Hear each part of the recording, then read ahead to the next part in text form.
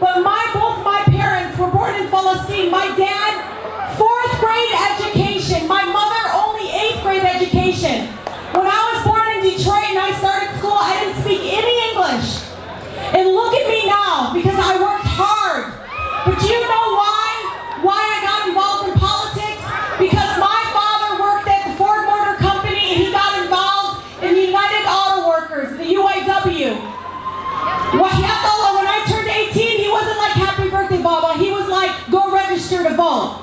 And I remember him saying, I said, okay, Baba, I'm going to do it. He goes, no, you got to register to vote. And mashallah, I am the eldest of 14 children. Yes. So we are now a massive voting block in my family. But I am here because I'm hoping, inshallah, that I can inspire all of you to be engaged. It's not only that you need to register to vote and vote. And let me tell you, we know who votes and who doesn't vote. We look it up. We don't know who you vote for, but we know if you're actually caring about what happens to your neighbor and your community right here. In the community you live in, the community you decided to be educated in, to raise your families in. And one of the things that I'm always taken aback, and it pains me, is when people in our community, and you hear this all the time, my vote doesn't count, I don't care, oh, it doesn't matter. Yes, it does matter. Because I'll tell you, it replaces all of the negative imagery when you can make them listen to you through your votes. Really, you expose who we are as Americans when you vote, when you show you actually care about education, about issues that matter to you, about civil rights, about all of the issues, about every single thing that might touch your life right now. It only matters if you can actually get out and vote and express it that way. You know, I remember as an activist in Detroit, I can tell you, when I was working on all these kinds of social justice issues, poverty issues, so many people would say to me, what are you? Are you like Pakistani? What are you? I was like, well, I'm Palestinian.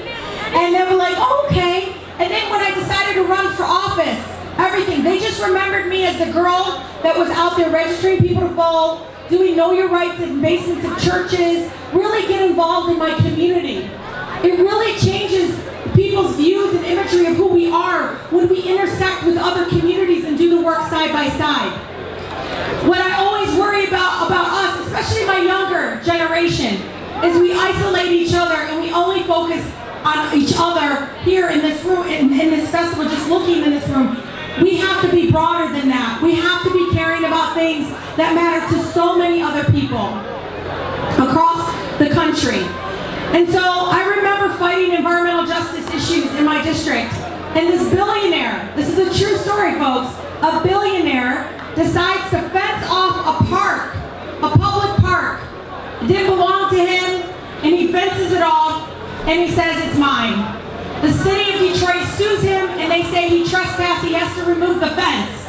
He had 90 days to remove the fence. Do you know he didn't want to remove the fence? Yeah, because he's a billionaire. It's called corporate greed, folks. So, I'm going to tell you, he decides he's above the law, he's not going to do it. So, allegedly, we did go, and we took down the fence ourselves, as a community. Yes, we did, and I was a sitting state representative at the time. Yes, you take it down. Do you know the best feeling I ever had was one of my residents, I love you guys, one of my residents goes to the media, the media comes up to her and they were like, well, why'd you guys take the fence down? They're like, well, it's our park. It's our public park, and no billionaire, no matter what he has in his bank account, shouldn't come over here and take public land away from us. And then she goes, this is true, she goes, plus, our state representative is Palestinian and you can't legally occupy land in your district. So, that's how you show intersectionality. When you show and stay so rooted in who you are, as Arab, as Muslim, as anything, as a person of color, whatever you identify yourself as, how you root that with social justice advocacy, how you root that with other communities. That's how you raise the bar. That's how you raise the bar. What we expect even in our elected people is when we show up and we vote. I'm tired. I'm tired of them treating us like we're ATMs, right?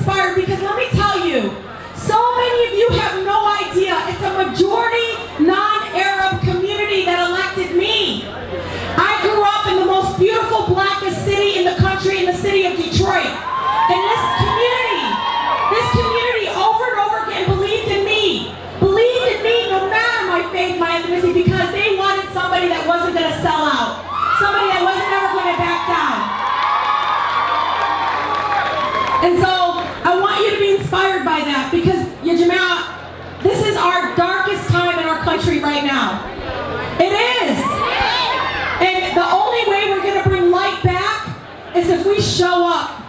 Literally droves of us. And I want my younger people, you know who you are. Even if you can't vote, you make your parents vote. Shame them.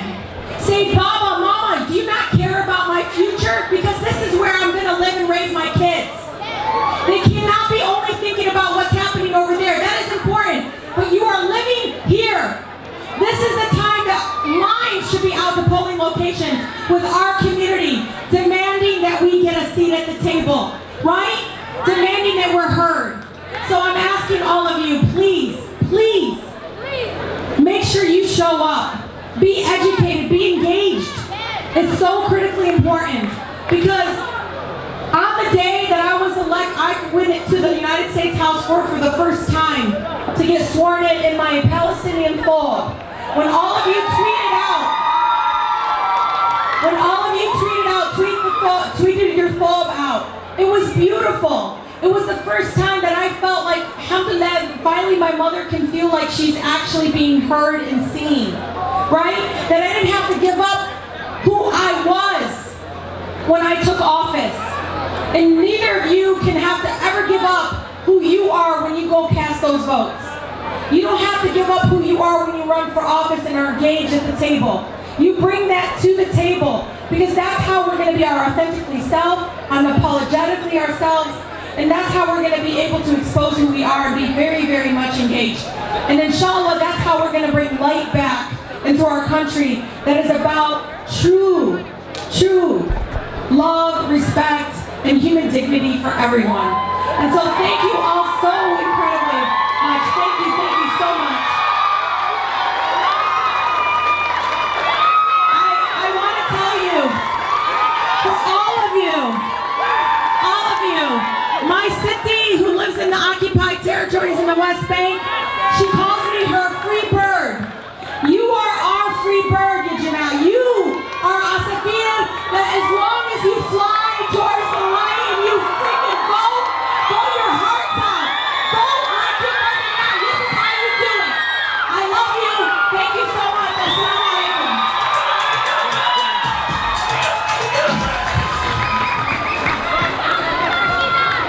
Back again.